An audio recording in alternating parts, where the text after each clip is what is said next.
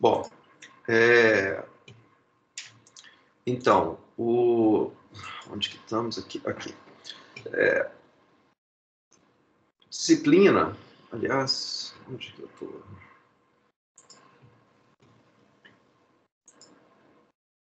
Isso. Ok, a disciplina, então, chama-se Fundamentos Estatísticos de Ciência dos Dados. Meu nome é Renato Assunção, sou professor dessa disciplina, professor aqui no DCC e trabalhando agora nessa empresa ESRI, depois eu explico isso. A disciplina, então, ela vai acontecer às terças e quintas, de 9h25 até às 11h05, aqui pela plataforma Teams. Um link para a equipe na plataforma, vocês devem ter recebido isso por e-mail, senão vocês não estariam aqui me ouvindo nesse momento. E a gente, nesse instante, eu ainda não tenho monitor nesse semestre, embora a turma seja enorme, tem mais de 60 alunos matriculados, não tem monitor alocado, não sei se haverá. Portanto, por enquanto, a gente ainda não tem horário de monitoria para atendimento extra classe nessa disciplina. Os objetivos da disciplina são permitir ao aluno dominar princípios, técnicas e metodologias que estejam associadas ao raciocínio probabilístico e à análise de dados estatísticos. A razão dessa disciplina aparecer no nosso programa aqui é que existe atualmente uma explosão no uso e no desenvolvimento de modelos probabilísticos e estatísticos e que são bastante sofisticados. Eles aparecem e são usados intensamente em várias áreas de computação, como, por exemplo, algumas que estão listadas aqui: robótica probabilística, processamento de linguagem natural, recuperação de informação, redes de sensores, análise de redes sociais.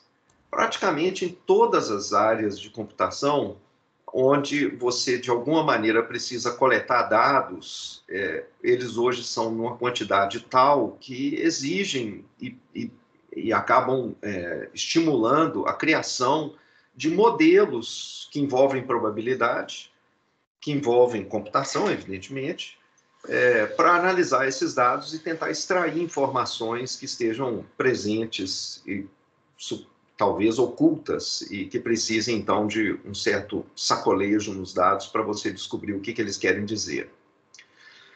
Existem várias disciplinas aqui, tanto no nosso programa, quanto em todos os programas de computação hoje no mundo, por causa dessa explosão que eu estava falando aqui anteriormente. É impossível hoje você pensar num programa de pós-graduação, de computação, desculpe, que não tenha disciplinas voltadas para o uso de raciocínio probabilístico e análise de dados estatísticos. Algumas dessas disciplinas, elas são aprendizado de máquina, mineração de dados, modelos gráficos probabilísticos. Em geral, nas melhores universidades estrangeiras, essas disciplinas, aprendizado de máquina, mineração de dados, modelos gráficos probabilísticos, elas pressupõem que o aluno tem esses fundamentos estatísticos e matemáticos para seguir nessas disciplinas. Esta disciplina aqui, ela vai te fornecer esses fundamentos para que você consiga prosseguir nessas outras disciplinas que eu estou listando aqui. Então, a nossa disciplina, embora eu vá falar de várias tecnologias ligadas à aprendizado de máquina, à mineração de dados, a modelos gráficos probabilísticos, esta disciplina, ela não é especificamente toda voltada só para aprendizado de máquina, ou mineração de dados, ou modelos gráficos probabilísticos. Ela seria um passo anterior, necessário, fundamental, para que você possa fazer essas outras disciplinas que estão aqui listadas. Na verdade, existem duas maneiras da gente olhar para esses conhecimentos em aprendizado de máquina, mineração de dados. Existem, hoje em dia, muitos livros e cursos na internet ou em outros lugares, ensinando aprendizado de máquina, por exemplo, de uma maneira muito simples, de uma maneira assim, aprenda na prática, aqui, olha, está aqui, esses algoritmos aqui, eles já estão implementados em Python, e basta você fazer isso, aprenda a fazer, está aqui como que você tem que interpretar o resultado que aparece, e vamos embora. O nosso objetivo aqui não é esse. O nosso objetivo não é tornar você uma pessoa proficiente no uso, na manipulação de bibliotecas em Python para fazer o processamento de dados. Eu imagino que você vá fazer isso, que você talvez já esteja fazendo isso ao fazer esse curso aqui. O nosso objetivo nesse curso é, talvez, assim, acho que devia estar aqui nesse slide, não está. Você poderia pensar nessa disciplina como uma disciplina mais parecida com alguém que, pretendendo estudar computação, ele, ao iniciar esses estudos, ele pode aprender programação, sentar e aprender a desenvolver algum código em alguma linguagem específica, ou fazer um curso o antigo AEDES, como é que eles se chamam agora, gente? PDS, né? PDS, acho que é PDS na nova grade curricular. Mas os antigos AEDES, Algoritmos e Estrutura de Dados. Então, esse nosso curso, ele é voltado para esses fundamentos de probabilidade, processos estocásticos e inferência para análise de dados, e nesse sentido, você pode pensar nele como se fosse um curso de AEDES para aprendizado de máquina. Então, o objetivo principal é que os alunos possam acompanhar e desenvolver novas ideias nos campos de aplicação de computação que têm usado esses métodos estatísticos, aquelas áreas que eu falei anteriormente. Robótica probabilística, processamento de linguagem, etc.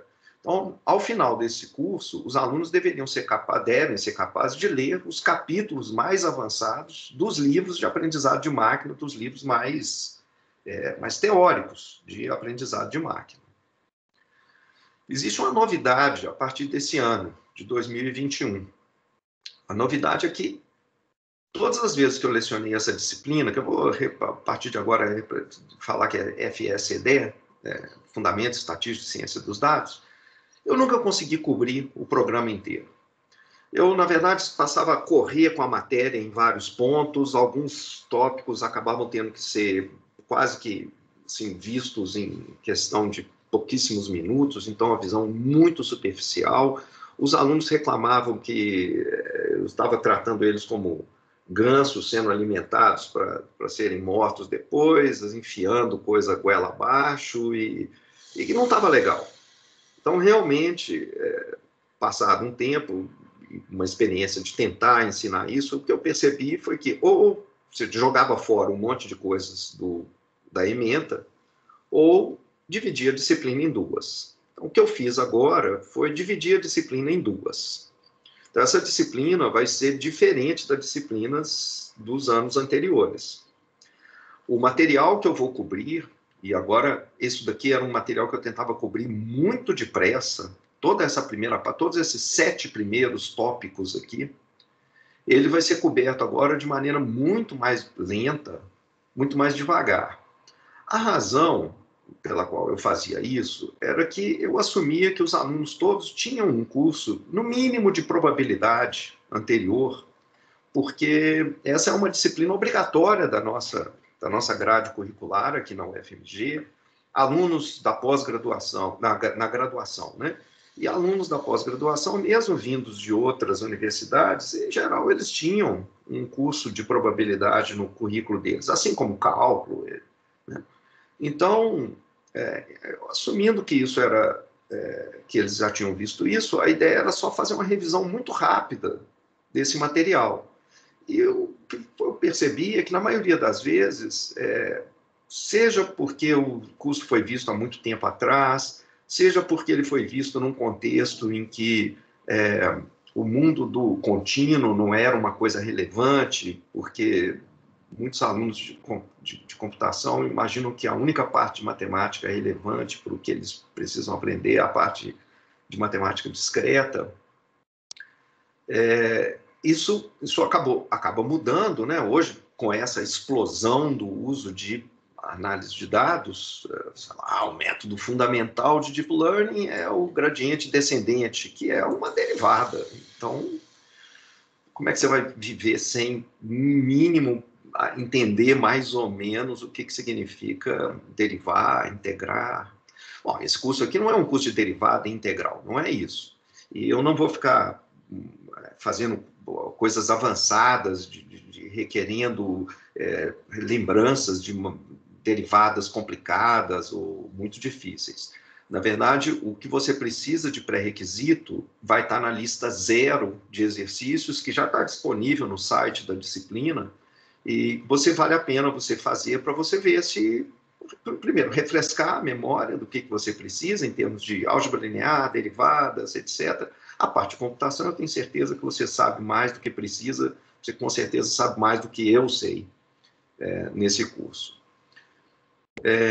Então, você vai poder ter uma noção clara de qual é realmente o pré-requisito para esse curso, que tipo de integrais e derivadas que você precisa saber. Adiantando, basicamente integrar polinômios e integrar funções exponenciais. Então, só isso. Realmente não vai aparecer integrais complicadas aqui.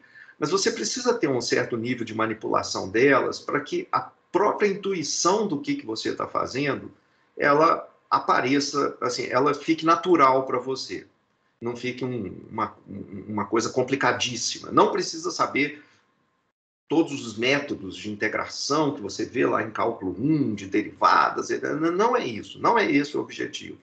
A gente vai realmente, quando a gente estiver integrando, vão ser coisas extremamente simples e fáceis nos exercícios, coisas que, com certeza, você vai saber e que você precisa saber se você quer continuar e quer entender um pouco mais aprendizado de máquina.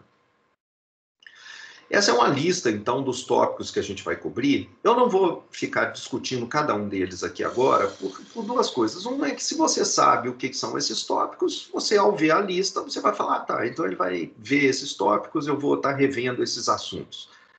Se você não sabe o que são esses tópicos, não tem como explicar eles aqui agora em 1 minuto. É isso que a gente vai gastar um semestre inteiro explicando. Então, não dá para discutir o que é a distância de Kullback-Leibler em 1 minuto. Para eu fazer isso, é o que eu preciso fazer durante o curso. Então, essa aqui é a descrição dos tópicos que nós vamos cobrir. E no próximo semestre, o meu objetivo é cobrir esses outros tópicos aqui, de fundamentos estatísticos. Então, se esse era o seu objetivo nesse semestre, ver a regressão logística, regressão linear múltipla, o estimador de máxima verossimilhança, o algoritmo EM, etc., lamento, não sei, talvez seja uma decepção, mas vai ficar para o próximo semestre. Não vai ser nesse semestre que a gente vai fazer isso. Se isso é uma notícia ruim, a notícia boa é que a gente vai ver isso sem a correria que eu via no semestre anterior, onde tudo isso era empacotado, os 2 cursos, né, em 60 horas apenas, e os alunos, e na maioria das vezes eu tinha que jogar fora várias coisas. Por exemplo, teste de hipótese eu praticamente não cobria, não dava tempo. Famílias exponenciais eu nunca consegui cobrir, nunca. Um pouco da teoria. Então, eu simplesmente mencionava aqui o que eram essas famílias exponenciais, e, no entanto, são tópicos importantes para a teoria de aprendizado de máquina. Bom, por outro lado, tem mais uma novidade nesse curso. Embora a ênfase seja em fundamentos, como eu quebrei a disciplina em 2 e agora eu tenho mais flexibilidade para explicar a metodologia, e, além disso, por causa dessa mudança radical que a pandemia está nos criando, né, forçando a gente a criar esse tipo de aula à distância, remota, eu decidi tentar mais uma vez uma coisa que eu tentei anteriormente. Existe uma frase, uma pessoa no Twitter, dessa Lynn Schneider, que eu gostei muito, de que é a seguinte: olha, os dados, eles não têm a resposta se você não tiver a pergunta. Então, as técnicas e as teorias que a gente vai ver sobre fundamentos de análise de dados, elas não conseguem te ajudar diretamente. Como é que eu vou explicar isso? Quando você aborda um problema prático, acho que talvez o melhor seja aqui, quando você aborda um problema prático, a análise de dados, ela é diferente do que é simplesmente a teoria. Existe uma série de outros requisitos diferentes do que a gente aborda na teoria, nos fundamentos. Ao analisar dados reais, a gente precisa primeiro compreender o problema aplicado para decidir quais são os aspectos relevantes para as perguntas, as coisas que nós queremos saber e quais desses problemas, desses aspectos, podem ser modelados probabilisticamente. Como que eles vão ser modelados probabilisticamente, a gente vai aprender nesse curso. Mas quais são esses aspectos e quais são os relevantes, porque não dá para levar em consideração todos os aspectos, aqueles que são considerados irrelevantes, eles são despejados numa cesta genérica do modelo, que a gente chama de erro, os erros que estão por trás ali nos modelos. Essa escolha de quais fatores são os relevantes, muitas vezes vai ser subjetiva e não tem outra maneira de aprender a não ser ir aprimorando na prática da análise de dados. Nós não temos cursos para ensinar isso daqui. Além disso, além de poder afinar essa sua capacidade de decidir o que é, como abordar o problema, que eu acho que é um dos problemas mais importantes, mais difíceis, mais demorados e que a gente não aprende em cursos, a gente precisa também decidir quais dados devem ser coletados e como que eles devem ser processados. Quais dados devem ser coletados é importante no seguinte sentido: esses dados que você vai coletar, eles realmente respondem ao que você quer saber? Por razões éticas, por razões de tempo, de eficiência econômica, na maioria das vezes, os dados que a gente realmente gostaria de ter em mãos não estão disponíveis. Então, você tem que inventar uma outra maneira um pouco diferente de coletar dados que tentam responder aquelas questões. De novo, isso aqui é altamente variável, dependendo do problema, do domínio que você está trabalhando. É com o quê? Com dado de rede social? É com um dado de análise de petróleo? É um dado de rendimento agrícola, de análise de imagens, de colheitas? O que é que você está analisando? Então, varia demais esses aspectos aqui, essas decisões de que dados devem ser coletados. Além disso, na prática, a gente também precisa explorar e visualizar os dados, transformar os dados em medidas ou escalas que sejam mais convenientes para o problema. De novo, altamente variável de problema para problema, muito difícil de criar uma teoria que consiga te ajudar de maneira genérica, que seja encapsulado todas essas ideias aqui em alguns princípios que sejam úteis na prática. Selecionar os modelos e os métodos computacionais depende, de novo, parece uma coisa, não, mas se você já tiver tudo isso aqui em cima feito, essa parte de baixo não é simples, não. Para dizer a verdade, não. Assim, a tendência muito comum é que pessoas mais inexperientes acabem tentando usar métodos muito complicados para resolver um problema que poderia ser resolvido de maneira igualmente eficiente por métodos e modelos mais simples. Ou pelo menos você poderia chegar logo a uma resposta de que, olha, isso que você está imaginando provavelmente não está lá. Ou se estiver, é um efeito tão pequeno que talvez nem valha a pena estudar de maneira mais profunda, com métodos mais complicados, que vão demorar dias, que vão exigir recursos mais complicados, que você vai ter que pagar por um servidor em algum outro lugar para rodar um modelo muito maior, comprar uma base de dados muito maior, coletar dados por um longo período de tempo. E comunicar os resultados das análises para os gerentes e para o público geral. Então, todos esses aspectos que estão aqui, eu acho extremamente importantes, mas se eu já nem tinha tempo direito na disciplina de cobrir todos os outros, eu continuo sem tempo de cobrir tudo isso daqui. O que eu decidi é tentar fazer uma coisa um pouco diferente, que é uma coisa que eu tentei já usar no passado e que não deu certo. Em um mês de tentativa, eu joguei fora essa ideia e voltei ao ensino tradicional, de aula expositiva, etc. A ideia é o que a gente chama de flipped class, a aula trocada, né? É uma ideia que tem aparecido em alguns excelentes departamentos nos Estados Unidos e imagino que agora, com a pandemia, isso deve ter até se intensificado. Eu não procurei checar isso nesses últimos tempos, mas imagino que isso deve ter sido incrementado. E essa flipped class, ela é a seguinte: o aluno, ele vai trabalhar. A ideia é de trocar, porque usualmente, como é que é o ensino? O ensino você vai para a sala de aula, o professor apresenta os tópicos, a matéria expositiva, ele te dá a definição de alguma coisa, ele fala quais são os principais conceitos, ele então começa a misturar esses conceitos e mostra alguns dos principais resultados que a gente tem, e descreve, dá 2 ou 3 exemplos que são ilustrativos de como aquilo funciona. É a mesma coisa todo semestre e é uma coisa fácil de ser aprendida e é meio passivo. A maior parte dos alunos fica em silêncio, ouvindo o professor falando. Então, com a pandemia, e era uma ideia que já existia antes da pandemia, a ideia era a seguinte: esse trabalho passivo do aluno, ele pode ser feito fora da sala de aula, sem a presença do professor, com suporte do professor. Mas não é necessário.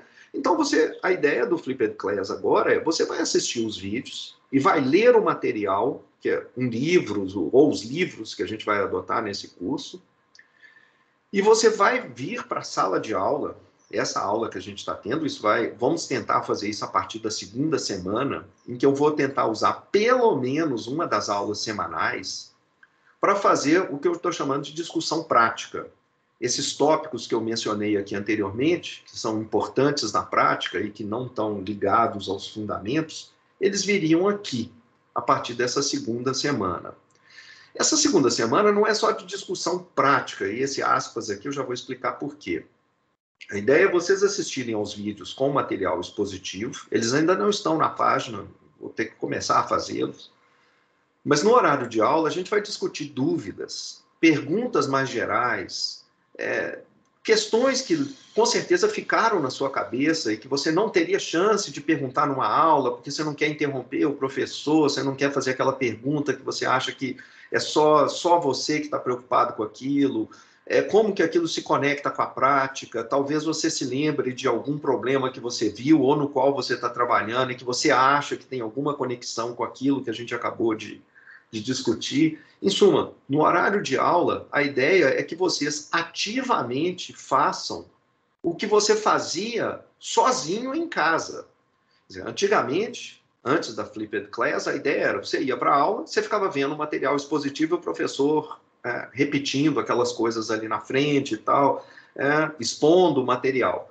E você, em casa, tinha que trabalhar mentalmente para conseguir compreender aquelas coisas todas, trabalhar nos exercícios, procurar tirar suas dúvidas sozinho, ou talvez consultando alguma outra coisa, mas era o seu trabalho individual. Agora a ideia é fazer o contrário. Você vai ver essa parte expositiva, onde você passivamente observa, anota, aprende, entende, etc., e você traz para a sala de aula as dúvidas, as questões, as dificuldades, os problemas mais complicados. Vamos ver se vai funcionar. E depois a gente conversa um pouco mais. Essas primeiras 2 semanas, com certeza, elas vão ser tradicionais, expositivas, então a gente não precisa ficar discutindo isso nesse instante. Vamos discutir mais tarde, já no contexto de alguns tópicos específicos, quando a matéria começar a andar. Eu falei aqui de discussão de projetos individuais. Então, se eu estou falando de projetos individuais, significa que vai ter TPs nessa disciplina, trabalho prático? Eu não sei ainda. A minha tendência é de não dar TPs. Quando eu tenho uma turma com 60 alunos, 60 TPs significa uma carga enorme de correção para mim. Eu não tenho tempo de fazer essa correção detalhada. Eu prefiro não fazer isso por 2 razões. Uma é que boa parte dos TPs, numa disciplina, quando a gente tem 60 alunos, e espero que ninguém se ofenda, porque eu não estou falando de ninguém individualmente aqui, quando a gente tem 60 alunos, vários dos trabalhos, eles são de má qualidade.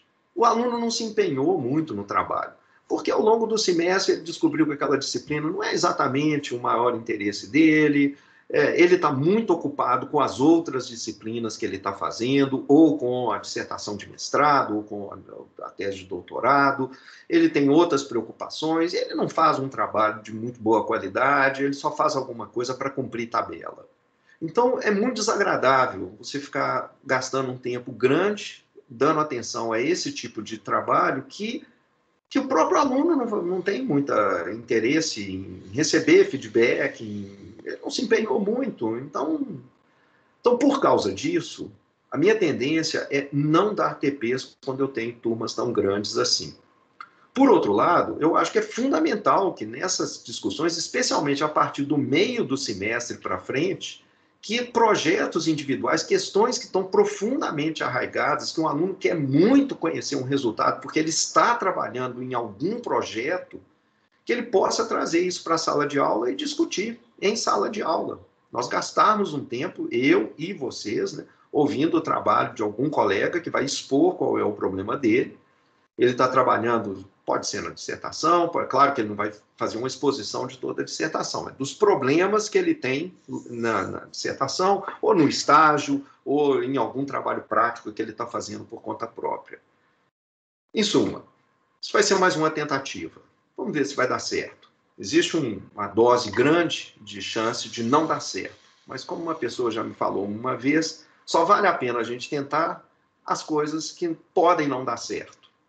Porque se é líquido certo que vai dar certo, é porque você está mirando muito baixo. Você podia tentar alguma coisa mais ambiciosa.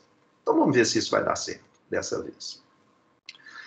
Como que é a logística do curso? Ela vai ser o seguinte, a gente vai ter 40% da nota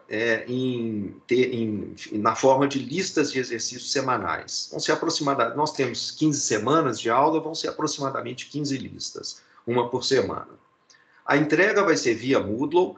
Aqueles alunos que não têm ainda acesso ao Moodle, eu sei disso, são alunos de isolada, alunos que acabaram de se matricular, esses vão poder fazer a entrega via e-mail, tá? Mas os outros, por favor, entreguem via Moodle até uma certa hora limite, isso vai estar lá no Moodle, vocês vão receber, quando receberem o exercício, vai ter lá a data, o deadline. Em geral, vai ser até às 23h59, porque ele fecha o horário no dia seguinte, no próximo minuto, já para o dia seguinte. Todas as listas contam quantidades iguais, embora elas tenham, às vezes, quantidades diferentes de trabalho. Tem algumas que vão te dar mais trabalho do que outras. E totalizam 40% da nota final.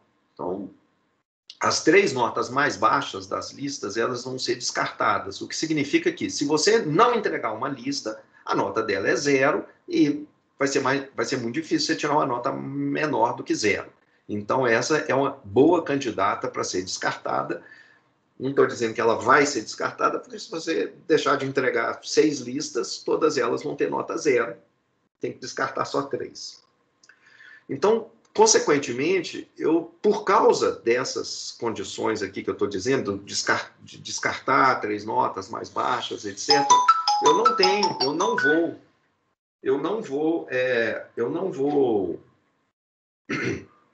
não vou aceitar listas atrasadas. Tá? Então, as listas não serão atrasadas. Se você, por uma razão ou outra, durante uma semana, perder uma lista, não vai afetar a sua nota. Se você perder 2 listas, não vai afetar. 3 listas, não vai afetar. Mais do que 3 listas, aí você tem que questionar se você devia estar fazendo realmente esse curso, né? Então, porque você não está em tempo, você está sem tempo de fazer. Deixa eu só colocar no silencioso esse telefone aqui, senão ele vai nos incomodar de novo daqui a pouco.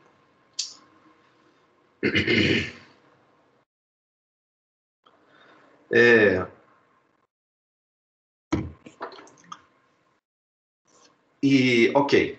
E 60% da nota vão ser provas, que devem ser 2 ou 3 provas ao longo do semestre. E vão ser nas condições desse ensino remoto, as condições usuais. Vocês já devem estar até mais acostumados do que eu com essas condições. Eu estou até mencionando aqui, eu só lecionei esse ensino remoto uma única vez, que foi logo quando a pandemia estourou.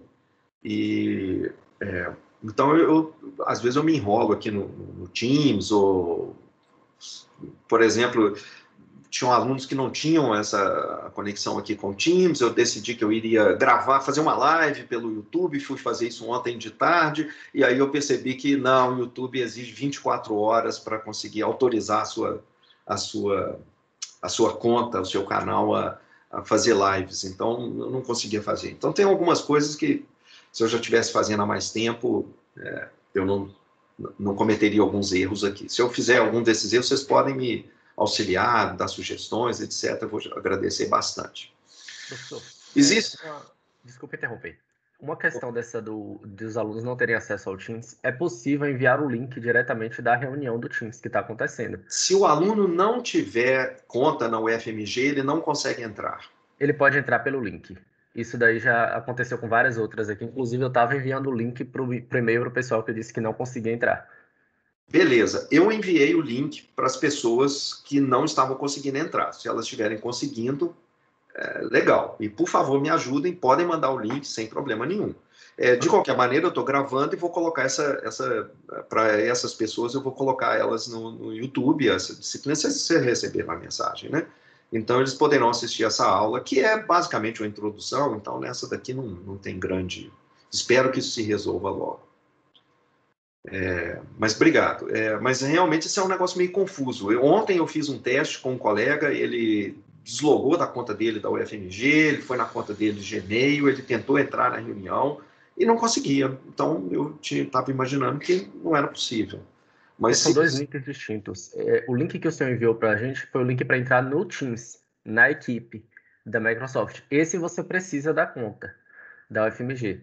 Agora, caso você clique aqui em mostrar participantes na aba em cima, aí tem aqui compartilhar convite. O primeiro botão à esquerda, okay. lá em cima. Os dois bonequinhos aí à esquerda, ao lado do chat. Isso. Aí você tem compartilhar convite. O link que você pode copiar aí, qualquer pessoa que receber esse link, ele pode entrar nesta aula aqui especificamente. Ele não entra como parte, ele entra como convidado. Ok. E aí eu preciso aceitá-lo aqui? Deixa eu ver. Não precisa. Quando ele clicar nesse link, qualquer pessoa pode entrar. Por exemplo, aqui na nossa lista você pode ver que tem acho que é o Samuel que está como convidado. E tem mais outras pessoas aqui que estão com... O Leonardo também está como convidado. Então, você vê algumas pessoas com o nome como convidado. Legal. Então, por esse link você consegue fazer isso e facilita. Maravilha. Muito bom. Então, com certeza, já as próximas aulas a gente já deve conseguir ter todos os alunos presentes. Legal. Então, aqui, deixa eu ver. Ainda sobre a disciplina, essa é uma aula extra no meio do semestre que eu passei a fazer aí nos últimos anos, e que, é claro, é uma aula optativa, vai ser fora do horário de aula, provavelmente, eu faço em algum horário que seja conveniente para todo mundo, e é uma aula sobre como ir fazer pós-graduação nos Estados Unidos ou Canadá, sem sair de Belo Horizonte, sem que você tenha... Todo mundo sabe que universidade nos Estados Unidos é caríssima, mas a pós-graduação não. Na pós-graduação, você não só não paga a universidade, não paga nada para a universidade, como você ainda recebe uma bolsa para estudar lá, uma bolsa de lá, da universidade. Essa bolsa é uma bolsa de mais ou menos $1.500 por mês, varia um pouquinho dependendo do local e do programa, mas é uma bolsa, e esses $1.500 são suficientes para você viver lá. Todos os alunos de pós-graduação nos Estados Unidos, todos, quando eu estou falando pós-graduação, são nos programas das universidades de pesquisa. Os alunos que estão lá para fazer PhD. Eu vou explicar isso durante essa... Não existe mestrado nos Estados Unidos, basicamente. E os mestrados que agora estão sendo criados é uma maneira de tentar coletar dinheiro dos alunos que vêm da Ásia, os alunos que vêm da China, Taiwan, Singapura, etc. Os alunos que vão para o doutorado, como são a maior parte dos nossos alunos aqui, tenha feito mestrado ou não tendo feito mestrado aqui no Brasil, eles vão direto para esses programas de PhD e eles recebem bolsas. E é mais fácil você conseguir entrar numa boa universidade americana do que entrar na UFMG, num programa concorrido da UFMG como computação ou engenharia elétrica. Eu sei que tem alunos aí da elétrica, controle e automação. É mais fácil. Surpreendentemente, a maior parte dos alunos não tem essas informações em mãos. Então, essa palestra é uma palestra de 2 horas sobre como que você faz isso. Como que é possível fazer tudo isso daqui. E se você não puder esperar, os slides que eu uso são uns slides muito mal acabados, viu? Mas é porque tempo é a coisa mais preciosa do mundo, né? Se você não puder esperar, depois você clica aqui. Esses slides eu vou colocar lá na página da disciplina, eles ainda não estão lá. E aí você vai poder ver os slides que eu uso para fazer essa apresentação. Deixa eu ver, eles estão aqui. Não sei se eles estão aqui. Acho que não estão, não. Não, estavam aqui sim. São alguns slides que você pode ver, então, sobre como que é feito. Então, é longo, são aqui 73 slides, então é uma explicação longa de como que você faz isso. Bom, a gente combina depois essa aula mais no meio do semestre. Sobre mim, né? Eu fiz bacharelado em matemática aqui na UFMG, me formei depois, eu adorava matemática, eu fiz mestrado em matemática no IMPA, e aí decidi seguir, fazer doutorado nos Estados Unidos, mas eu fiz em estatística.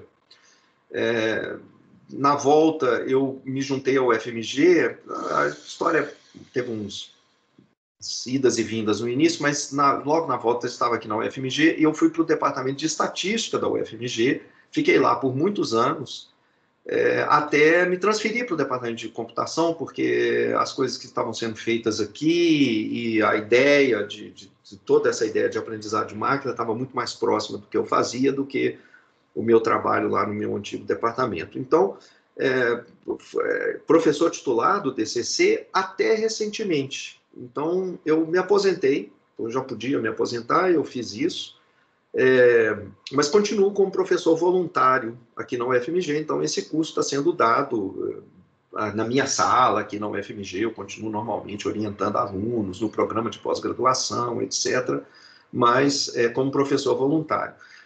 A minha atividade remunerada nesse instante é com uma empresa americana que chama-se Esri.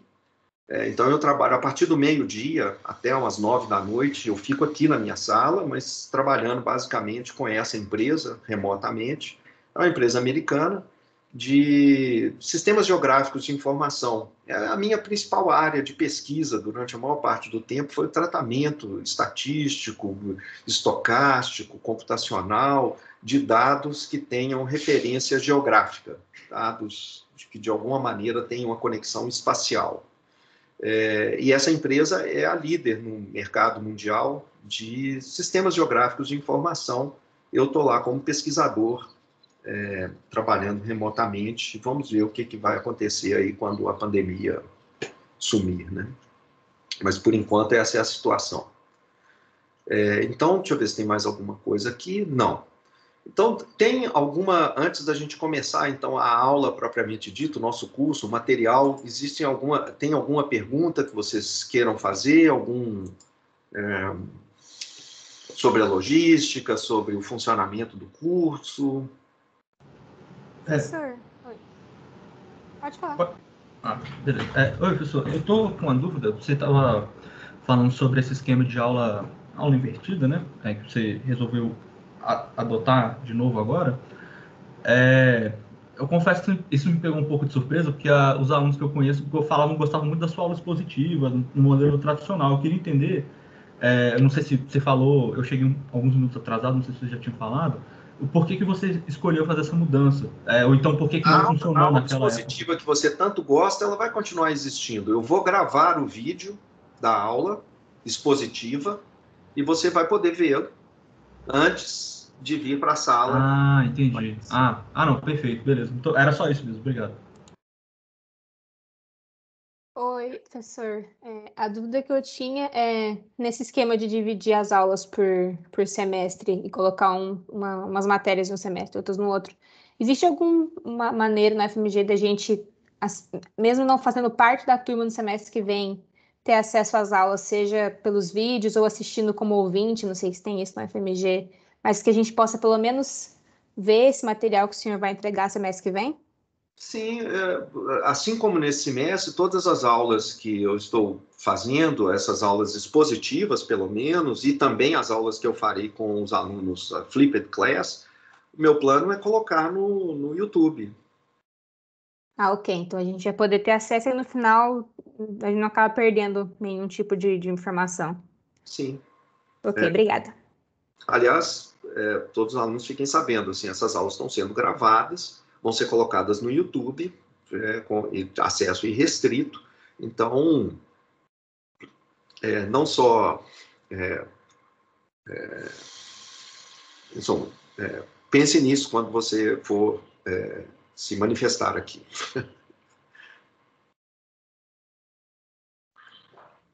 Mais alguma questão, gente? Oi, professor, também tinha uma dúvida sobre essa divisão da matéria.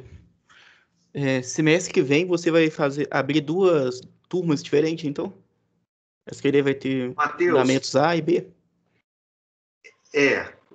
Talvez a gente até coloque um outro nome, porque esse semestre eu fiz todo esse negócio, mas na confusão, né, difícil esse período, acabou não aparecendo esse nome A lá no final. Então, talvez, sei lá, semestre que vem eu crio o nome assim, Fundamentos Avançados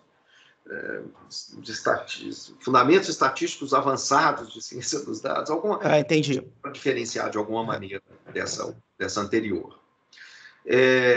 O meu plano é continuar como professor voluntário e oferecer essa disciplina, mas como eu mencionei aqui no finalzinho, a minha situação profissional ela está um pouco incerta.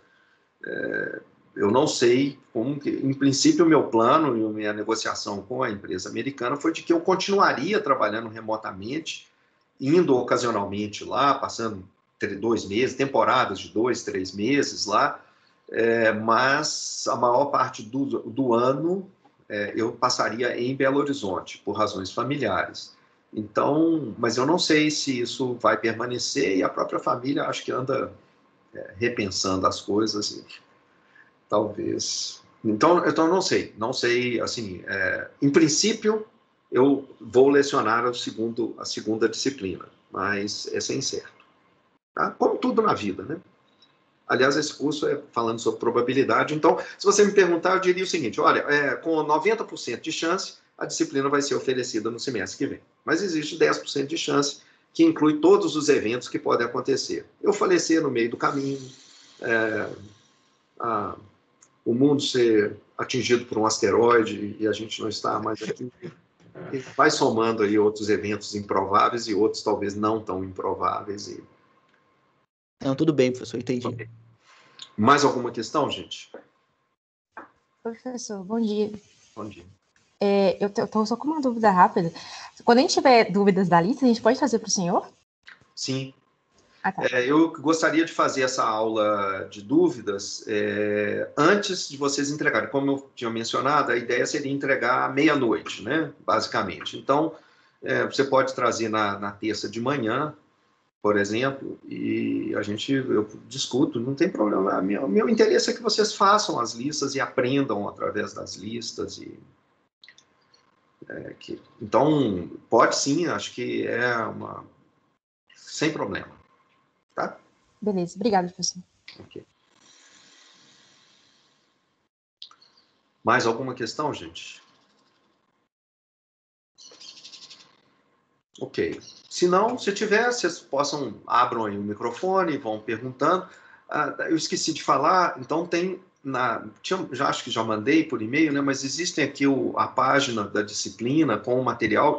Essa página ela tá meio desatualizada, viu, gente? E comecei a atualizar ela ontem de tarde, aí que eu vi que está, nossa, bastante desatualizada. Então estão aqui já a disciplina dividida, mas várias coisas permanecem iguais, como, por exemplo, os livros, o material didático, mesmo o material de aula, os slides do que eu apresentei no ano passado, quer dizer, o que vai ter agora é uma expansão de alguns slides, e alguns vão ficar para o ano que vem, expandidos também, Mas, por exemplo, essa parte inicial aqui com os slides das aulas vai praticamente a mesma coisa. É difícil que eu consiga criar muito mais material esse semestre, por causa dessas minhas outras atividades a partir do meio-dia. Tem bastante material para ler, assim, além dos slides, vários links aqui de vídeos, materiais adicionais que vale a pena você dar uma olhada à medida em que você tiver tempo. São materiais adicionais, fica a seu critério, são opcionais. Você tem que minimamente ler os slides, ler o livro, texto, e fazer os exercícios que vão estar nas listas e que são basicamente tiradas do meu livro de exercícios que está aqui. Então, na aula, deixa eu só relembrar aqui, né? A gente tem, só um segundo. Então, você tem a página da disciplina. A página da disciplina, ela tem aqui embaixo o material de apoio. Então, nesse material de apoio, você vai encontrar... Tá aqui o material de apoio, então, são todos os livros, etc. E existe também o material de aula, os slides, os exercícios, etc. Então, o material de aula, se você entrar, é uma página separada, e ela tem as notas de aula em forma de livro. Essa última versão, ela está disponível lá, e provavelmente esses primeiros capítulos eu não vou alterar substancialmente. Não vou. Os últimos, alguns até precisam não só ser alterados, como reescritos. Tem bastante, são 403 páginas. É um livro que não sei se algum dia vai chegar a ficar completamente pronto, mas é um material que cobre boa parte do nosso curso e é fundamental que você leia. Eu gastei um tempo grande preparando esse material, fiz isso com bastante carinho.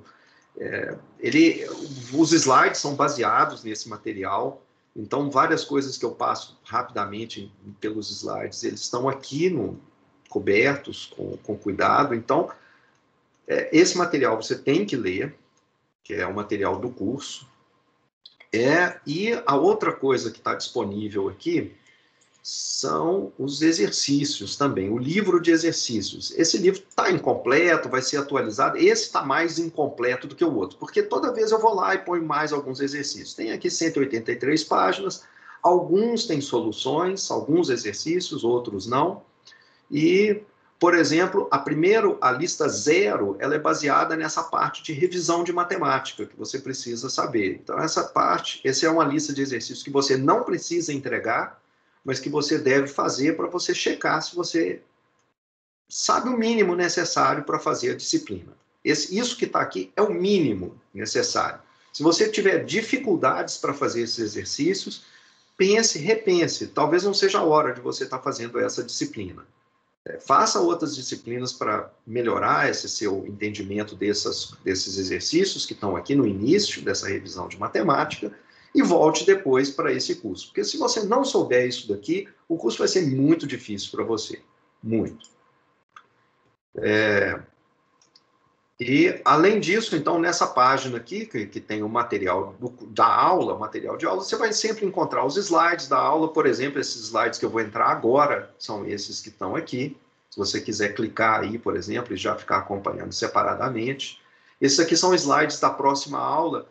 Antigamente eu gastava menos tempo nessa introdução, então eu, em geral, entrava em cima desses slides aqui, que são slides da próxima aula. Talvez, quem sabe, talvez hoje a gente entre também, vamos ver. Mas acho que não. Ok. Existe um material que eu acabei não atualizando aqui nessa página da disciplina, no material de apoio. No material de apoio, eu coloquei basicamente só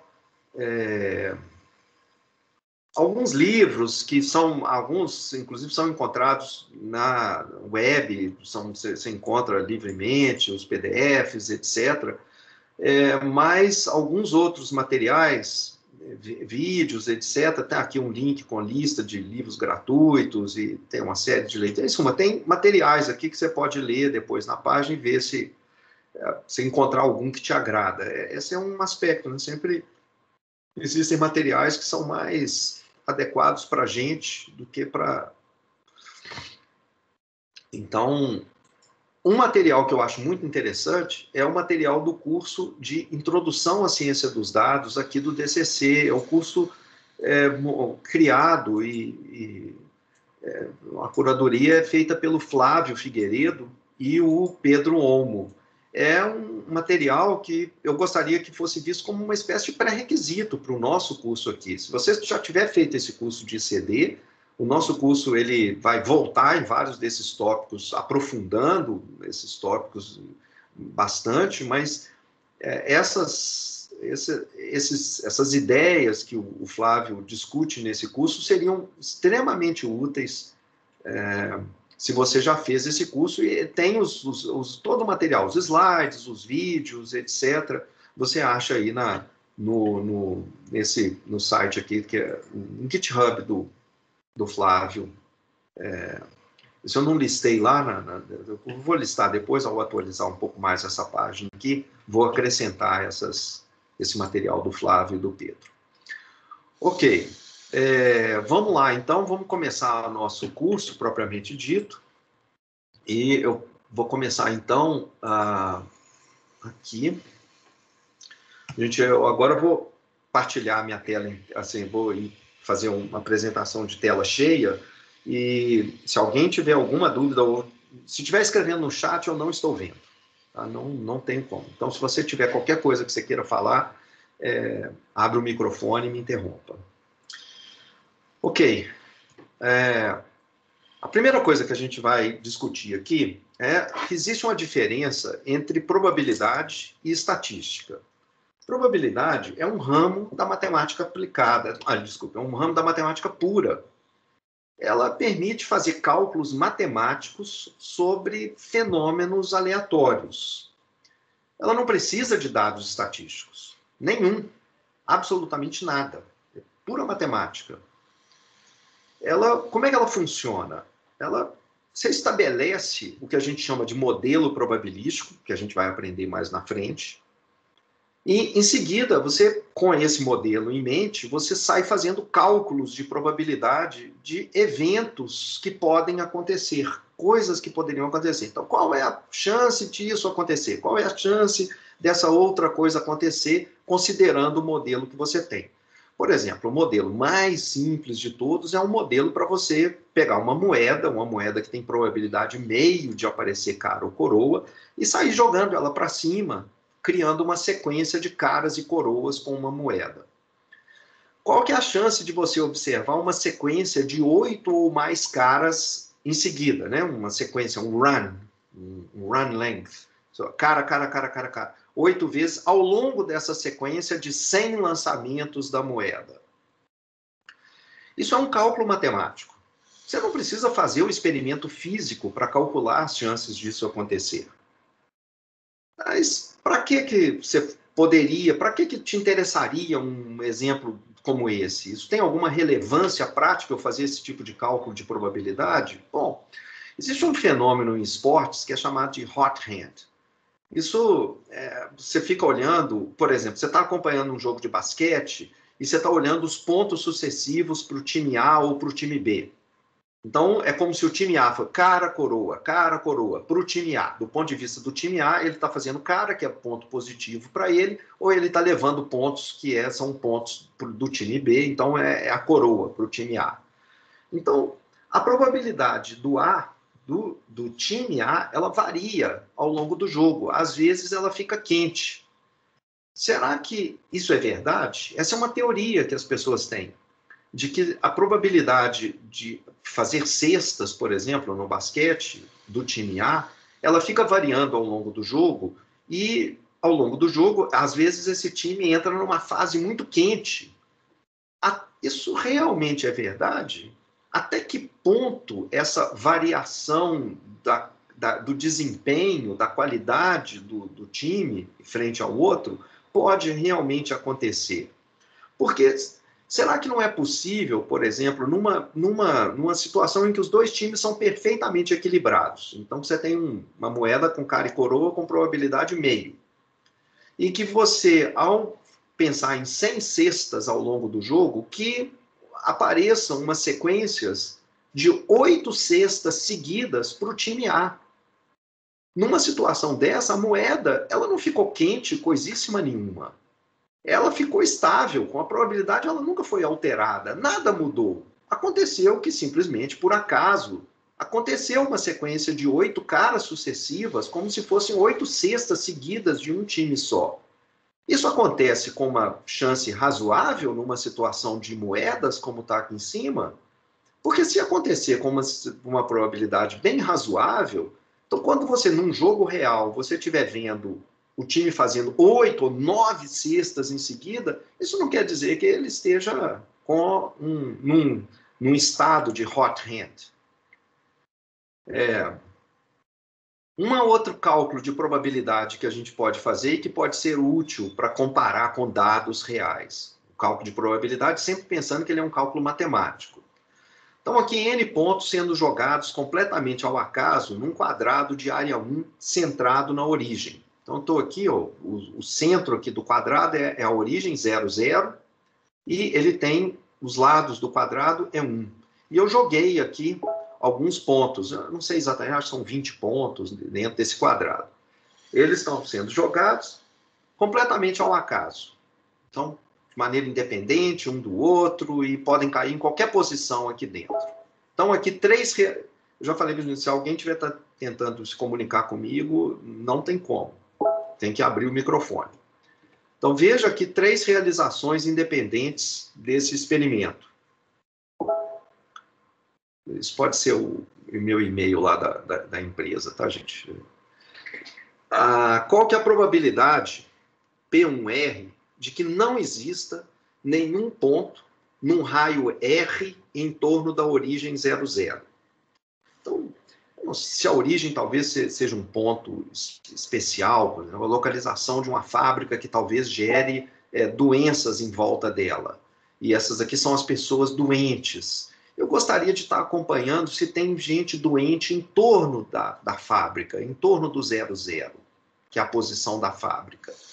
Será que isso pode acontecer? Bom, eu não vou entrar em detalhes aqui sobre a densidade populacional em volta da fábrica não é homogênea, tem uns lugares que tem mais gente, tem outros que tem menos gente, etc. Vamos esquecer um pouco isso, vamos imaginar que a população se espalha homogeneamente aqui em torno da fábrica, que está na origem, e eu simplesmente estou querendo verificar se os doentes que estão aparecendo, eles têm uma chance de aglomerar em torno aqui do 0, 0.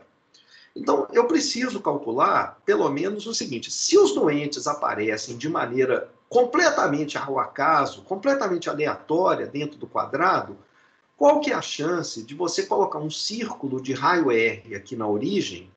Qual que é a probabilidade de ter gente aqui dentro, de aparecer doentes? Então, eu vou chamar de P1R, daqui a pouco esse 1 aqui vai ficar... vai aparecer porque eu vou trabalhar com 2 modelos. Então, esse aqui é o primeiro modelo. O primeiro modelo é esse em que os pontos estão se espalhando de maneira completamente ao acaso dentro do quadrado, e eu quero saber qual que é a probabilidade de que não tenha nenhum ponto num raio R em torno da origem. Então, coloque um círculo de raio R aqui centrado na origem, e a gente está se perguntando qual que é a chance desse círculo estar vazio. Não ter ninguém, nenhum dos 20 doentes que estão aparecendo aqui, nenhum desses 20 doentes está dentro do círculo. Bom, se você colocar um círculo muito pequenininho, um raio extremamente, ridiculamente pequeno, a chance de aparecer alguém ali dentro é pequena.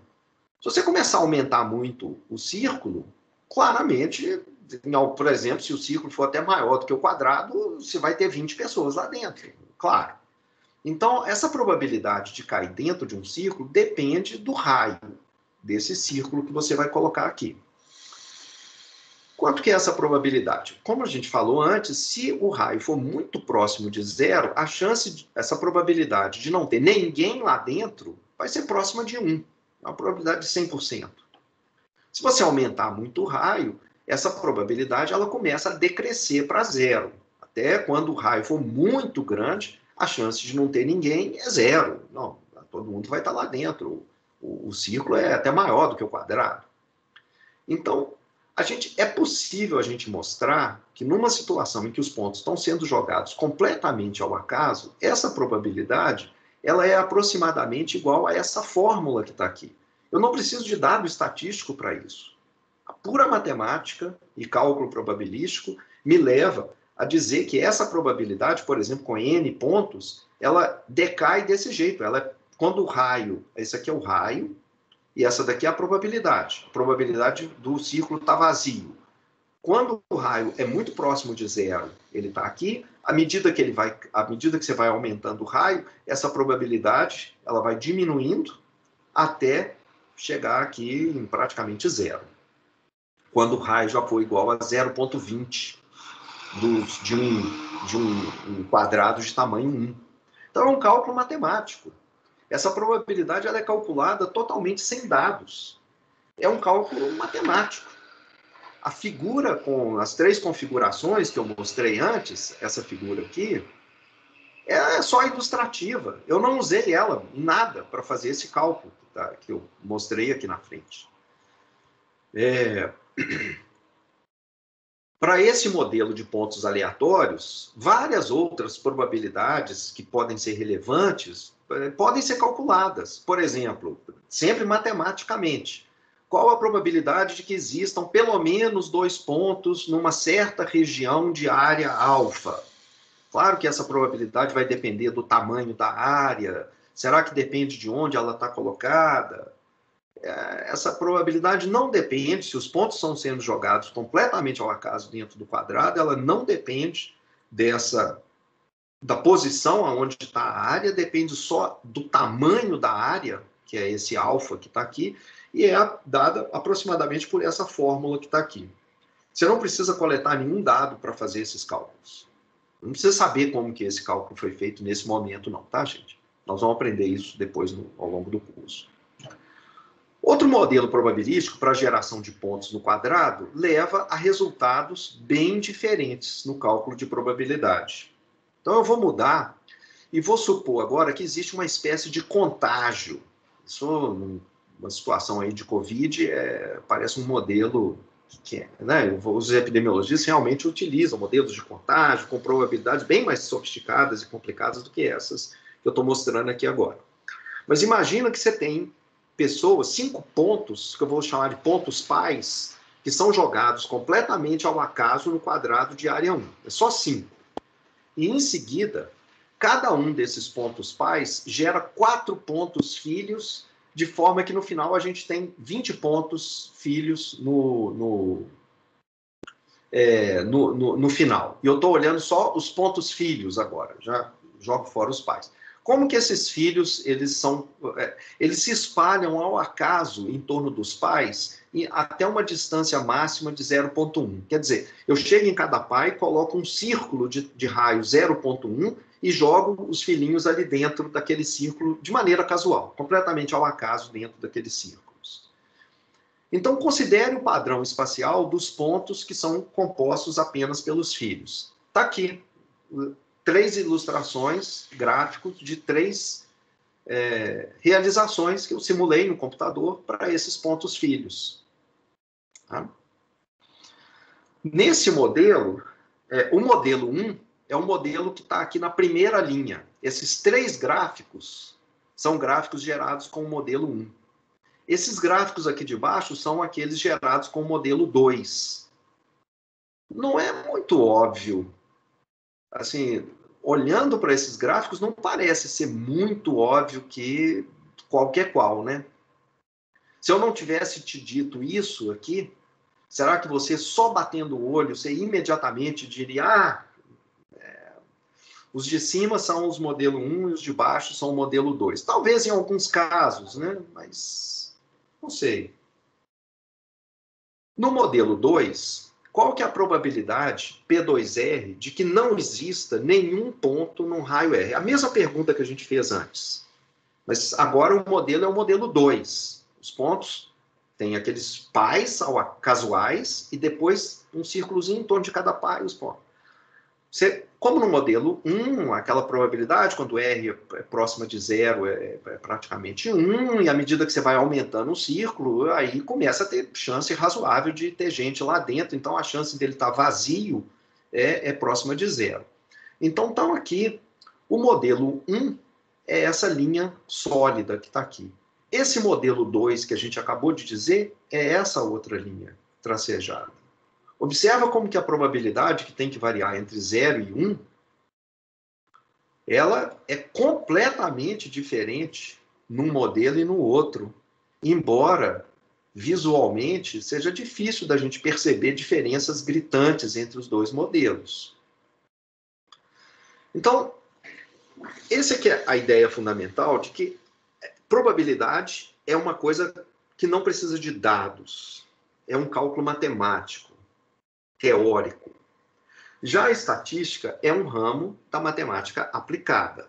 Probabilidade é matemática pura, estatística é matemática aplicada. Ela precisa de dados estatísticos mesmo, de dados reais, empíricos. E o que a gente faz com esses dados? A gente procura descobrir qual foi o modelo probabilístico que gerou os dados. Então, qual dos dois modelos gerou cada um dos 6 plots a seguir? Eu agora não vou te dizer, eu tenho 2 possibilidades. Ou é aquele modelo 1, aquele modelo que os pontos são jogados completamente ao acaso dentro do quadrado, ou os gráficos aqui foram gerados, alguns gráficos foram gerados com o modelo 1, um ou mais gráficos foram gerados com o modelo 2. Qual que é qual? Não olhe os próximos slides, que a resposta está lá. Se você está olhando os slides, tenta olhar, tenta fazer esse exercício para você mesmo, né? Não é simples. Eu teria dificuldade, mesmo agora, mesmo com todo o conhecimento que eu tenho, o acúmulo, etc., olhando para esses gráficos, eu acho difícil. Na verdade, como eu gerei isso há muito tempo, eu não me lembro muito bem qual que é qual. E eu teria que ficar olhando aqui um bom tempo para tentar descobrir. Não é óbvio. A resposta é essa daqui. O modelo 1 é aquele que os pontos são jogados completamente ao acaso, o modelo 2 é aquele que tem os pais jogados ao acaso e aí os filhos num círculozinho em torno dos pais. Bom, então, para que eu estou fazendo isso? É porque o que a gente vai tentar é olhar para os dados e tentar extrair dos dados alguma informação que não seja muito óbvia. Essa é a ideia do aprendizado de máquina, das técnicas de inferência. Então, a gente vai tentar, nós vamos bolar aqui agora, eu vou apresentar um teste estatístico para discriminar entre os dois modelos. Então, vou fazer algumas suposições aqui. Primeiro, o seguinte, eu sou um ecólogo, isso aqui são plantas que estão aparecendo, eu tenho 2 modelos de como que essas plantas aparecem, um é um modelo em que você tem algum evento pai que gera filhos em torno, então uma espécie de contágio ou de aparição por espalhamento de sementes localmente, e o outro é que as plantas aparecem completamente ao acaso ali na região. Só tenho esses 2 modelos. É óbvio que isso tudo são simplificações. Provavelmente o ecólogo tem mais modelos do que só esses 2. Mas vamos supor que ele tem esses 2 modelos e ele gostaria de, olhando os dados de uma região em que ele está, por exemplo, esses dados aqui, esse aqui, ou esse aqui, ou esse aqui, mas ele só tem um. É a região em que ele está realmente observando. Ele gostaria de tentar saber se essa configuração de pontos que está aqui, ela foi gerada pelo modelo 1 ou pelo modelo 2. Ou melhor, né? Ela é mais compatível com o modelo 1 ou com o modelo 2? Não é óbvio, não é claro, olhando para esses gráficos. Aqui eu estou dando a resposta porque eu sei, fui eu que gerei esses dados no computador, eu sei qual o modelo que eu usei por trás. Mas será que, olhando aqui, sem essa resposta, eu consigo identificar esses labels? Como é que eu poderia fazer isso? Bom, está aqui um teste estatístico. Não estou dizendo que é o melhor teste, que é o mais fantástico e tal. É um teste, uma possibilidade. E que é a seguinte. Eu tenho uma configuração de pontos, como essa daqui, é isso que eu tenho em mãos. Eu vou sentar em cima de cada um desses pontos e vou fazer um cálculo. Eu vou achar a distância até o outro ponto vizinho mais próximo, né? Então, eu tenho 20 pontos, eu vou achar 20 distâncias. Para cada ponto, eu acho qual é o outro ponto vizinho mais próximo dele. E eu vou fazer isso para vários raios. Eu vou contar a proporção de pontos que tiveram uma distância menor que R. Vamos destrinchar isso aqui. Por exemplo, eu vou pegar uma distância, vou considerar diferentes raios. Vou considerar um raio pequenininho inicialmente, por exemplo, 0,10. Um raio de 0,1, eu vou calcular quantos dos meus 20 pontos, qual é a proporção dos 20 pontos que tiveram o seu vizinho mais próximo a uma distância menor do que 0,10. Tá? Então, por exemplo, eu posso encontrar 2 dos meus 20 pontos. Quer dizer, 10% dos pontos tiveram o seu vizinho mais próximo a uma distância menor do que 0,10. Então, por meio do cálculo de probabilidades, isso aqui, anteriormente, é uma coisa que eu faço com os dados, né? Eu vou lá nos meus dados e vejo isso, obtenho essa proporção. Agora eu vou fazer uma coisa um pouquinho diferente. Eu vou usar o cálculo de probabilidades. Então, esqueça o mapa que está na sua frente, esqueça os dados reais, use matemática, sem usar os dados estatísticos, com matemática pura, ou fazendo simulação Monte Carlo, obtenha limites mzinho e mzão, tais que, se os dados vierem de fato do modelo 1, o valor de G, esse G que está aqui, essa proporção que você vai obter nos dados, ela deveria estar entre o limite mínimo e o limite máximo, devia estar dentro desse intervalo aqui, com uma probabilidade muito alta. Por outro lado, se ela estiver fora dos limites, o modelo 2 é que deve ser o correto. Isso aqui é só uma maneira da gente tentar discriminar os modelos. Quer dizer, eu não vou explicar como exatamente eu vou fazer isso, mas a ideia é a seguinte. Eu vou considerar diferentes possíveis raios. O 0,10 está aqui, mas eu vou considerar raios diferentes também, 0,5, 0,10, 0,15. Eu fui lá, por exemplo, ó, e olhei aqui um raio bem pequenininho, sei lá, 0,01, aqui onde está o mouse nesse instante. Vocês estão vendo o mouse, né? 0,1 aqui. Nesse instante eu me perguntei, quantos dados, qual é a proporção dos pontos no meu mapa cujo vizinho mais próximo tem uma distância menor do que 0,01. Não foi 0, nenhum ponto. Todo mundo tinha o seu vizinho mais próximo a uma distância maior do que 0,01. Vamos chegar aqui numa distância um pouquinho maior, 0,05. Eu estou olhando para essa curva contínua que está aqui no meio, tá, gente? Daqui a pouco eu explico as outras duas pontilhadas. Em 0,05, eu venho aqui e olho e pergunto qual que é a proporção de pontos, dos meus 20 pontos, que tem o seu vizinho mais próximo a uma distância menor do que 0,05. Foram 0,1, né? 0,1 aqui. Então, 10%. Então, 2 pontos. 2 pontos tiveram o seu vizinho mais próximo a uma distância menor do que 0,05. Quando você vai aumentando o raio, aí vai tendo uma chance maior do vizinho mais próximo estar a uma distância, né, menor do que 0,10. Você está aumentando aqui. Então, está sempre acumulando mais pontos aqui. Você vai acumulando essa curva aqui. E essas outras duas curvas? Essas outras duas curvas, elas foram calculadas matematicamente.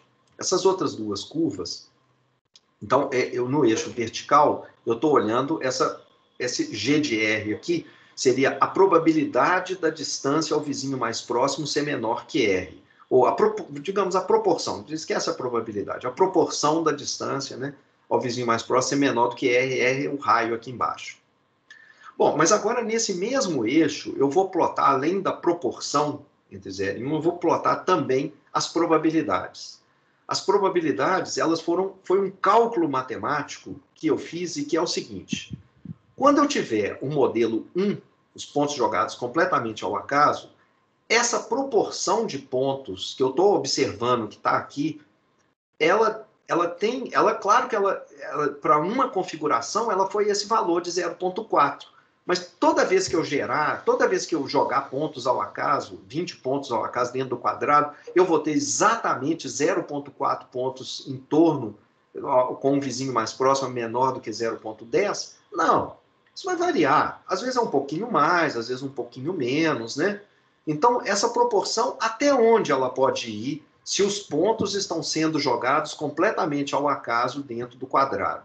Ela pode ir até aqui ou até aqui. Ela não pode ir mais para cima? Pode, mas a chance dela ir um pouco além dessa linha tracejada, dela ser muito mais alta do que isso, é muito pequena. É uma probabilidade, é muito improvável. É praticamente impossível, quase impossível. Então, se o modelo 1 for o modelo real, a curva que você vai obter, ela pode variar aqui dentro, mas deve estar entre essas duas linhas, que foram calculadas matematicamente, as linhas tracejadas. A linha contínua foi obtida com o mapa, com os dados. Então, se o modelo 1 for o modelo correto, as linhas tracejadas, obtidas sem dados, com cálculo de probabilidades, elas deveriam ser o limite, aonde a banda, né, a faixa que você deveria observar a curva contínua que você está olhando, que é como que os dados vão acumulando os seus vizinhos mais próximos. Se ficar dentro dos limites, o modelo 1 é compatível com o modelo 1. O modelo 1, a curva que vem do modelo 1 deveria estar aqui dentro. Essa afirmação aqui de baixo, ela não é óbvia agora e pode ser meio complicada de entender. Eu não quero gastar muito tempo nesse momento falando sobre isso. Mas a gente consegue raciocinar mais na frente, e vai ser bastante intuitivo mais na frente, de que se ela estiver fora desses limites? Bom, se ela estiver fora desses limites, ela vai ser mais compatível com o modelo 2, a curva que você está olhando. É isso que a gente usa, então, para os nossos dados aqui, aqueles anteriores que eu tinha mostrado para vocês. Nos anteriores, aqui, quando eu perguntei quem que gerou o quê, o modelo 2, olha, ele está na forma desse triângulo aqui. O modelo 2 está aqui, aqui e aqui. E o modelo 1 é esse V, que está aqui. Tá? Modelo 1, modelo 1, modelo 1. Então, aplicando nesses dados que estão aqui, em cada um dos dados, essa ideia, com aqueles limites teóricos que foram obtidos, vamos ver o que a gente acha. A gente encontra o seguinte. Então, aqui nas mesmas posições, tá? Então, o modelo 1 é aquele V, é o V. É esse e esse daqui. A gente gostaria de ver a curva contínua dentro dessa linha tracejada, que são os limites teóricos. E, realmente, ela está aqui dentro, ela está aqui dentro, ela também está aqui dentro. Parece que quase saiu aqui e tal, mas encostou na linha, mas está aqui dentro. Por outro lado, o modelo 2 é aquele modelo em que os pontos, em que ela não é gerada pelo modelo 1, e aí você não espera que essa curva fique dentro dessas linhas. E, de fato, no modelo 2 está aqui, ela fica fora, ela sai aqui, não o tempo inteiro, mas aqui nesses raios ela sai. Aqui também ela saiu, aliás, aqui não, desculpe, aqui ela não saiu, ela ficou aqui dentro o tempo todo, e aqui ela saiu. Então, a gente cometeu um erro. Aqui, se você estiver tomando uma decisão, que ficou dentro da faixa tracejada, eu digo que é modelo 1. Caiu fora, é modelo 2. Você vai tomar, nesses 6 exemplos, você está tomando a decisão certa todas as vezes, exceto nesse caso aqui. Nesse caso, você estaria cometendo um erro, porque foi realmente gerado pelo modelo 2, mas a sua técnica de análise de dados, ela está te levando a tomar a decisão, que é a decisão incorreta nesse caso. A gente vai aprender a tentar controlar e fazer com que esses erros de decisões erradas sejam pequenos. Uma das grandes coisas que a gente faz o tempo todo é tentar encontrar modelos, testes, né, formas de analisar os dados que levem à menor quantidade de erros possíveis nessas decisões que a gente tem que tomar. Então, em resumo, probabilidade, a gente estuda ela a partir de um modelo probabilístico, onde a gente calcula matematicamente a probabilidade de diversos eventos ou de dados acontecerem. E para isso, nesse cálculo, a gente não precisa de dado. é um cálculo matemático. Estatística, por sua vez, ela possui dados observados, uma tabela de números, uma sequência de valores, realmente números que a gente armazena em algum lugar, e o objetivo é de tentar descobrir qual foi o modelo probabilístico que gerou esses dados. É um modelo do tipo 1, é um modelo do tipo 2. Esse dado ele está sendo dado associado com esse tipo de distribuição de dados ou com esse outro aqui? Essa é a inferência que a gente quer fazer. Esse gráfico, essa imagem que eu achei na internet, ela dá uma boa ideia disso. Imagina que estatística, talvez pensar, começando aqui por baixo, que probabilidade, a ideia seria a seguinte: você tem um balde aqui cheio de bolas com cores diferentes, então, se eu te informar qual é o tipo de bola misturada que está aqui dentro desse balde, eu gostaria, você tira ao acaso, enfia a mão aqui dentro e pega 5 bolas casuais, eu gostaria de te perguntar qual que é a chance de que, por exemplo, não tenha bola preta na sua mão. Esse é um cálculo de probabilidade que você faz se você tiver as informações sobre como que as bolinhas estão aqui dentro. Estatística é o contrário, aprendizado de máquina é o contrário. A gente não sabe o que está dentro desse... A gente não entende, a gente não tem uma noção muito clara de como que os dados que estão na nossa mão apareceram, como que eles foram gerados, como que eles foram produzidos, qual que é o modelo, qual que é a distribuição aqui dentro. E a pergunta é exatamente essa. Dado esse dado que a gente está vendo isso daqui, o que é que gerou isso que está na nossa mão? O que está dentro do balde que gerou essa mão? A gente não vai ter uma resposta perfeita, né, precisa, a gente vai ter uma certa noção do que poderia razoavelmente gerar isso que está na nossa mão. Essa ideia genérica, ela é aplicada e usada nas mais diversas situações. Existe uma coisa na área financeira que é chamada de risco de crédito. Clientes, sejam pessoas físicas, pessoas jurídicas, empresas, né, elas solicitam crédito ou tomam empréstimo em bancos. Os bancos querem saber, para cada cliente, se ele vai pagar de volta esse empréstimo que ele está pedindo ou não. É claro que a ideia é se...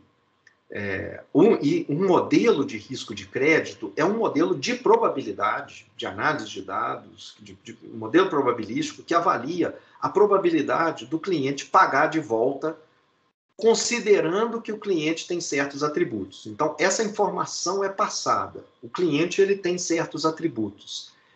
Ele tem certa idade, ele tem certo tempo de conta corrente, ele faz uma movimentação no valor de tanto, etc. Se a probabilidade for baixa, ele é um risco potencial, quer dizer, aqui é a probabilidade de pagar de volta dentro do prazo. Tá? Então, se a chance dele pagar de volta for pequena, ele é um risco potencial e provavelmente o crédito vai ser negado. Não vou te entregar, não vou te dar o empréstimo que você está pedindo. Ou vou exigir mais coisas de você. Precisamos de um modelo de probabilidade para fazer esses cálculos. Esse cálculo de probabilidade é o que os bancos fazem o tempo inteiro.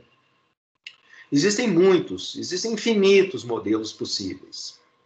Alguns são melhores do que outros, porque conseguem prever melhor o que cada cliente vai fazer, e é esses modelos melhores que a gente quer usar. Quais são os dados para a gente conseguir identificar um modelo de probabilidade desses aqui? Bom, em geral, a gente pega dados típicos de risco de crédito. A gente pega dados de clientes, quanto mais melhor. Muitas vezes o banco... Eu não posso pegar dados muito antigos, porque a economia muda. Os clientes ficam mais propensos a me negar, a não pagar, quando a economia está fraquejando. Quando a economia está bombando, todo mundo tem dinheiro. Então, mesmo que o banco seja razoavelmente grande, ele muitas vezes não consegue voltar muito tempo atrás no passado. E também ele está procurando um tipo de linha de crédito, né? Então, é o crédito para, sei lá, novas produções agrícolas, novas safras agrícolas. Então, o banco, às vezes, e na região do Jaíba, no norte de Minas. Então, eu não tenho uma conjunta, mesmo que o banco seja grande, eu muitas vezes não tenho um número enorme de clientes que eu possa voltar e olhar o que é o resultado desses clientes. Mas a ideia é, eu vou no meu banco de dados e pego pego informações sobre os clientes que pediram empréstimo no passado. Eu anoto para cada cliente uma resposta binária, que eu vou usar a letra Y para representar essa resposta, que é a seguinte: se ele pagou de volta no devido tempo, isso é bom, isso é legal, é o que eu quero que aconteça, e 0 foi um caso em que eu fiz o empréstimo e o cara não me pagou de volta. Esse é o caso que eu quero evitar no futuro. Isso aqui já aconteceu, Inês é morta, mas eu quero evitar que zeros apareçam no futuro. Além disso, eu sei que o cara me pagar ou não deve depender de certas condições, e é isso que eu quero descobrir, como que essas condições me fazem predizer melhor se o Y no futuro vai ser 1 ou 0. Eu coleto, então, um conjunto de atributos, digamos, 20 atributos, que podem influenciar o comportamento dos clientes. Está aqui uma lista de possíveis atributos que são os típicos para risco de crédito. Então, o balanço da conta corrente dele, o balanço mensal, por exemplo, a média de balanço mensal da conta corrente. Por quanto tempo ele tem sido cliente? Se ele fez pagamentos de créditos prévios que ele me pediu. O propósito do crédito, qual que é o tipo de propósito, para que ele está querendo aquele dinheiro, a quantidade de crédito, e etc. Uma série de coisas. O estado, se ele é casado, solteiro, divorciado, se o sexo, masculino, feminino, idade, etc. Então, eu pego lá um conjunto de 20 atributos e, preciso mesmo de um modelo probabilístico, matemático, são dias de Big Data, né?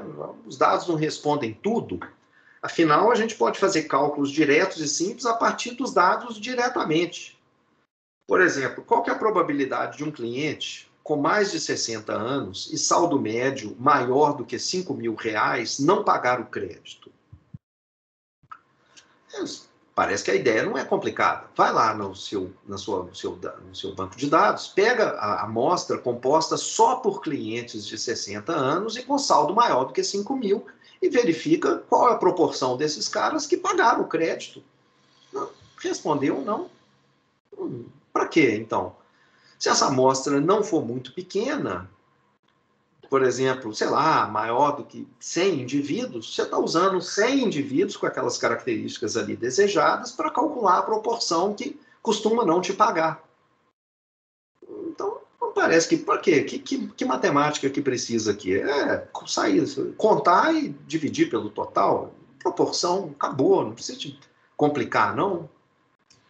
Na verdade, não é tão simples assim. O cliente ele tem muitos atributos, não é só idade e saldo médio na conta. Para cada cliente, a gente tem mais de, 15 atributos, 20 atributos, sei lá. Vamos imaginar que sejam 15 atributos. E vamos imaginar também que cada atributo tem só 2 valores possíveis. Sei lá, alto e baixo, idade jovem ou velho, casado ou não casado, etc. Se a gente tem 2 atributos, 2 valores para cada atributo, a gente tem 2 a 15, dá 32.000 configurações diferentes de atributos para os clientes. Então, você tem 32.000 diferentes perfis de clientes usando os 15 atributos. Você precisaria ter essa amostrazinha que a gente está falando aqui de 100 indivíduos, você precisa ter um grupinho de 100 indivíduos para cada um desses 32.000 configurações diferentes. Então, você vai precisar ter uma amostra inicial de pelo menos 3 milhões de clientes antigos para você conseguir calcular e ter mais ou menos 100 em cada um, se é que você vai ter um número perfeitinho de 100 indivíduos em cada um desses grupos. Então, a ideia é que vai ser muito difícil a gente conseguir uma base de dados relativamente recente, de clientes relativamente recente, para esse problema dessa forma, assim, em que eu tenha mais ou menos 100 indivíduos dentro de cada uma dessas 32.000 configurações possíveis. Por exemplo, você pode ter, às vezes, uma base de dados até muito maior do que 3 milhões, recentes, mas não existe na base de dados nenhum indivíduo com uma certa idade X, um saldo Y, etc. E isso considerando que só tem 2 valores cada atributo. Ou talvez tenha. Mas são só 3 indivíduos, com uma certa lista de atributos. Então, como é que você vai calcular uma proporção que não te paga, que não vai te pagar, com base apenas em 3 indivíduos?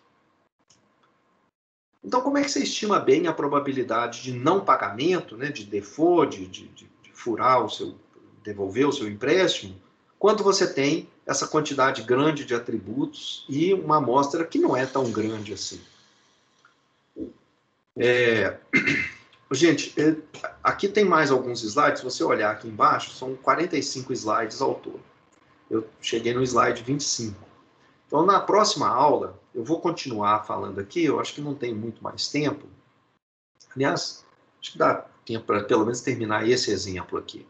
Aqui é um exemplo de perdas financeiras associadas com tufões em Taiwan. Graças a Deus, tufão não acontece toda hora, senão a vida ia ser um inferno. Mas, no entanto, é importante calcular a probabilidade para, por exemplo, empréstimo para agrícola ou seguro contra tufões para casas que ficam na beira da praia ou em regiões mais propensas a ver o tufão. Qual que é a probabilidade de que ocorra um tufão causando uma perda maior do que 4 milhões de dólares nos próximos 10 anos? Bom, a gente pegou alguns dados históricos aqui, que estão os anos ao longo do tempo, e aqui, nesse eixo, é a perda atualizada, né, num valor constante, em dólares de 2001, o valor dessa perda, tá, em milhares de dólares. Então, aqui é 500 mil dólares. Aqui é mil dólares, quer dizer, 1 milhão, tá aqui. 4 milhões seria isso daqui, ó, essa linha aqui. Acima dessa linha é 4 milhões. Então, se a gente olhar aqui os dados do passado, nos últimos muitos anos, 35 anos aqui, a gente vê que não teve nenhum. Nos últimos 35 anos, não teve nenhum tufão que causou uma perda maior do que 4 milhões. Mas aqui, ó, em 75, teve um tufão que causou uma perda de quase 4 milhões. Então, na hora que eu lá estou sentado numa seguradora e preciso estar fazendo, por exemplo, na verdade, eu sou uma resseguradora. Eu faço seguros para seguradoras. Então, eu preciso trabalhar com grandes perdas, problemas graves, grandes, complicados. Para essa seguradora, como é que eu posso avaliar? Alguém está tentando fazer comprar um seguro, né? Falando assim, olha, se eu perder mais do que 4 milhões, você vai me pagar um certo valor. Como é que eu calculo quanto que essa pessoa tem que me pagar por isso?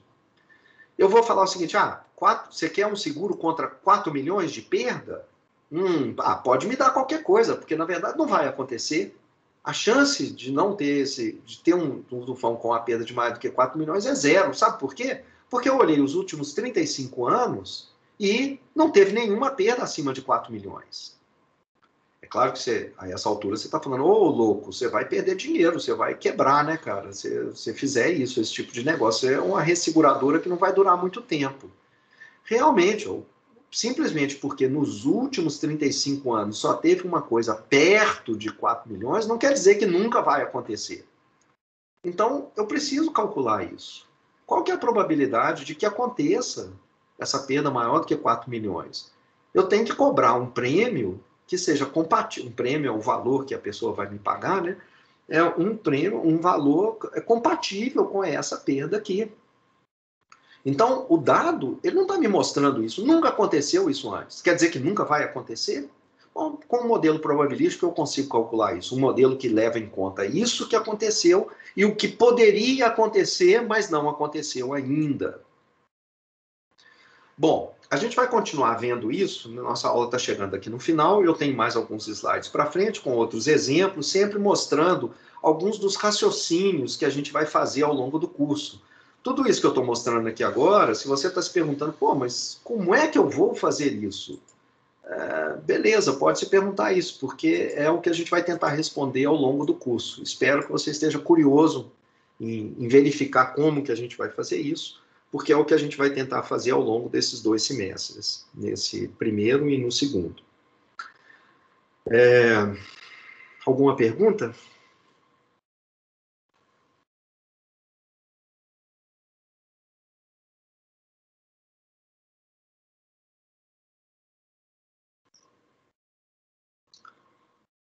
Bem, se não tem, então a gente vai encerrar a aula por aqui e nos encontramos de novo, quinta-feira, às 9h25.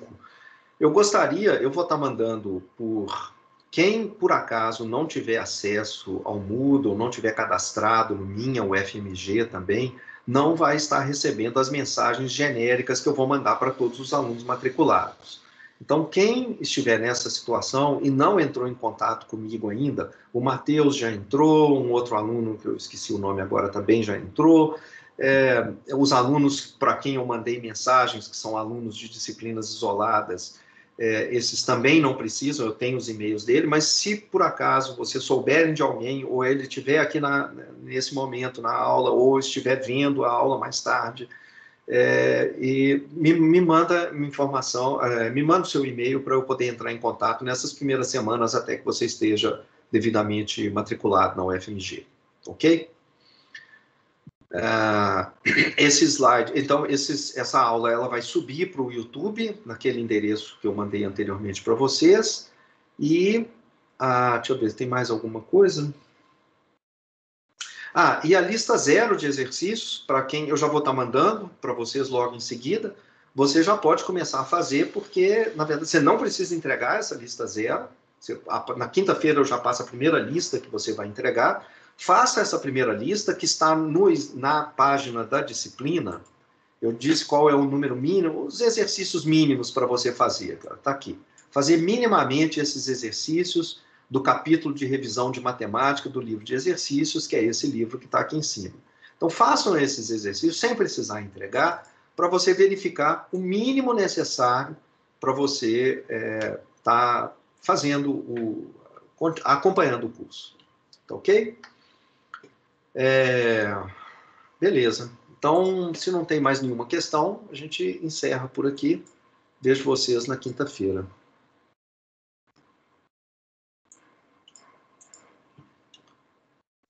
Eu tenho uma dúvida, só para confirmar uma coisa.